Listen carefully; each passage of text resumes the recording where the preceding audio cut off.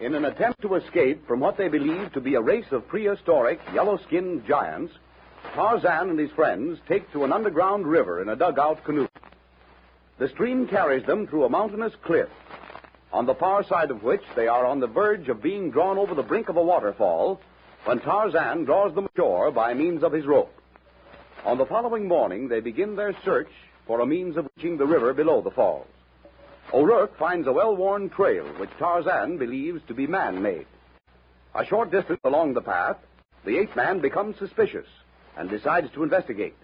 Calling a halt, he is about to swing into the trees and advance alone when Darno cries out a sharp warning. As if by magic, the forest all around them becomes alive with yellow men. O'Rourke raises his rifle to shoot. Put down that rifle, O'Rourke. Don't move any of you. Slowly, cautiously, the circle of yellow giants narrows about the little group, waiting tensely, not knowing what to expect. Step by step, the yellow men approach, their great spears held ready for instant use. Uncle Jim, they're going to kill us. Steady, my dear. If that had been their intention, Janet, they could have done so long ago, and we would never have known what struck us. No. Look at their faces. They show more curiosity than cruel intent to kill. At a sign from one who appears to be their leader, the yellow men halt. The little company is completely and closely hedged in by the huge creatures. With the point of his spear almost touching the ape man's breast, the leader speaks gutturally. Unga, Tuktu, Unga. Oh, Wonga. Tuktu, Tokwa. Tarzan slowly shakes his head in a sign that he does not understand. The huge yellow savage thumps himself on the chest. Yola, Mungo. Yola, Mungo. He is telling you, Tarzan, that his name is Mungo. Yes.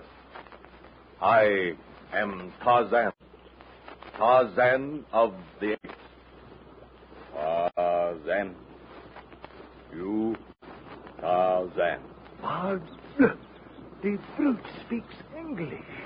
You understand, Tarzan? Mungo. Understand, Tarzan. What you do here? We are trying to reach the river in the valley below. Find our way out of jungle. Tarzan. You come long, Mungo. Top. Atea. Atea? Who is Atea? Atea, great queen. You give fire sticks. Mungo know her. You no give. Mungo take. Yes, and I'm not giving me rifle up to any savage. We'll keep our fire sticks, Mungo. You no give. Mungo take. Tarzan, I think it is best to comply with his demand, temporarily at least. They will only take them by force. We cannot hope to fight them all. But to give up without even trying. Say the word, Tarzan, and I'll let that fellow have it right in the chest. The Major and Wong are ready. Mais non, pas ça, O'Rourke. You know, Tarzan, that if we were alone, I would be the first to offer resistance. But, Mademoiselle Jeannette, if we are killed, pense-toi, what will become of her? Right. Give up your rifle. Oh, faith, Lieutenant, I don't like it. Neither do I, O'Rourke, mon ami. But we are only 5, not counting Mademoiselle Jeannette. Look around you. There are at least 30 of them against us. All right, Mungo. You have our fire sticks. What now? You come long, Mungo, now. Talk, Atea. Gambu, Ero, do. At the guttural words addressed to his followers, Mungo turns on his heel and stalks down the trail. Closely hemmed in by their gigantic yellow-skinned captors, Tarzan and his friends, now weaponless, follow. Alors, Tarzan, my friend, comme toujours, you were right. What do you mean? About the trail being man-made and being used by men. Tarzan? Yes, O'Rourke. When do we make a fight of it? Conde, wait, O'Rourke. Have you not noted that our captors are different from those others? All I know is that I don't like the looks of things. And the sooner we can get out of this, the better. Mais écoutez, Monsieur O'Rourke. Can you not understand that an attempt to fight or escape now would mean but one thing, death. We can make an awful good try at it, though. I'm thinking we'll be killed anyway, sooner or later. And what of Mademoiselle Jeanette? No. We must protect her to the last man, O'Rourke. Of course. Yeah. Then the only way we can do that is to remain alive as long as we can. I do not think they would kill her, but they would not hesitate to do away with us. Do you think, Tarzan? He is right, O'Rourke. Wait. All right, if you say so. We'll see it through. But at the first sign of treachery, I'm starting in on these heathen. Avec quoi? With what, Monsieur O'Rourke? We are unarmed. With me own 2 hands, begorry. We'll wait a little, O'Rourke, until we've seen this Queen Atea. Excellent advice, my friend. And O'Rourke, I repeat, had these savages wished to, they could have killed us out of hand back there on the trail. Well, they're just as bad as them others that took us. They didn't kill us when they had the chance, even after we laid out 6 of them. Oh, but faith and begorry, they were all ready to feed us to the crocodiles, starting in with me. Nevertheless, we are still alive. A good omen, my friend. And as long as we are alive, is it too much to hope that a more propitious moment to consider escape will be given us, eh? Oh, leave be, Wong. You'd talk the legs off a brass saint.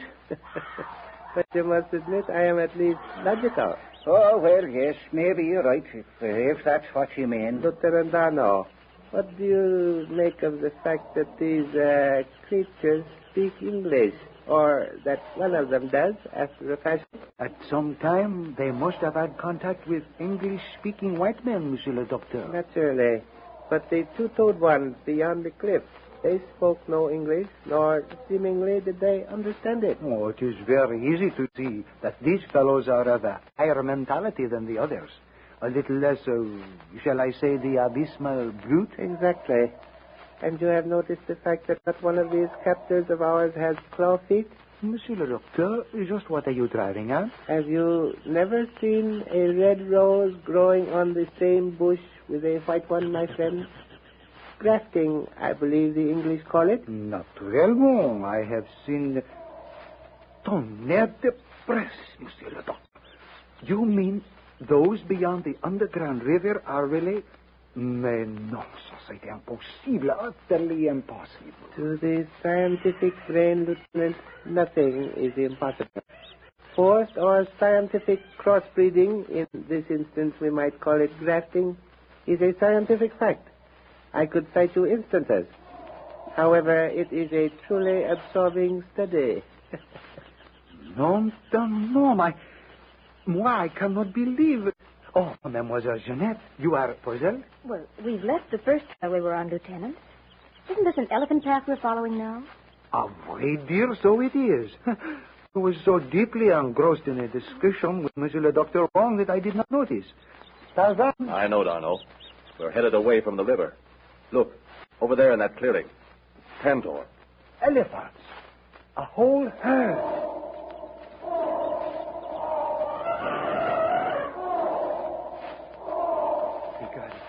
See them yeller heathen fooling with them bulls. They're handling the elephants like regular mahouts. Riding African elephants ain't supposed to be possible or healthy. So I've heard, Terry. Yet these fellows handle them easily enough. Look how the beasts lift the men up and put them on their backs. Apparently we are going to ride to the abode of the Queen Atea. We shall know immediately, Monsieur le Docteur. Here comes Mungo. City of Queen Atea, long way. Why, people, go on elephant. Come.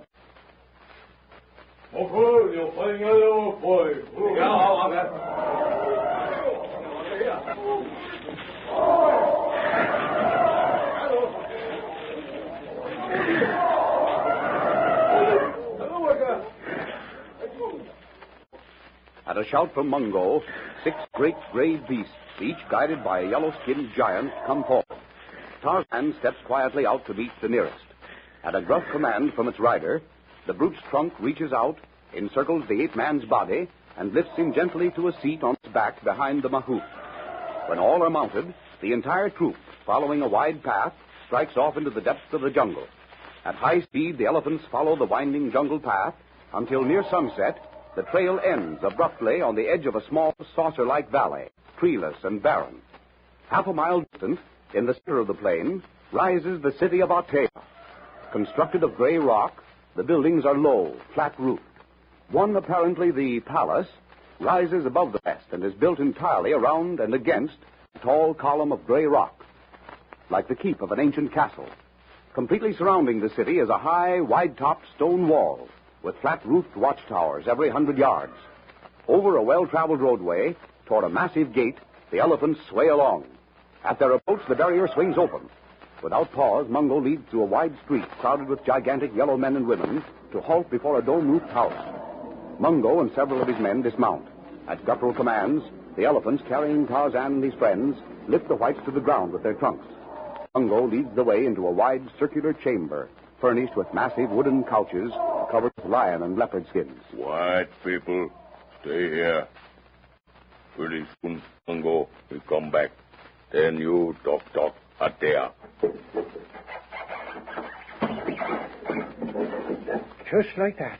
If the heathen queen's in a good humor, we can talk with her. If she ain't, oh, begorry, I wish I had me automatic. What good would it do you, my friend? If we kill this woman, the giants will annihilate us. A man cannot combat a swarm of ants or bees. Certainly not a horde of armed savages. Be reasonable, Terry. Wong's right. Great Scott, man, do you want to get us all killed with your craving for a fight? Yes, you'll probably get all the fighting you want, Terry, before we're out of this. It will come to fighting sooner or later. It depends on the Queen. Ah, oui, so c'est vrai. Very true. In the meantime, those couches look inviting. I think I shall lie down. Begorry, he's your friend Mungo, Dr. Wong. The heathen devil showed me a first trip. They must be anxious to get over with this stuff. Tarzan, white people, come now. We go out there.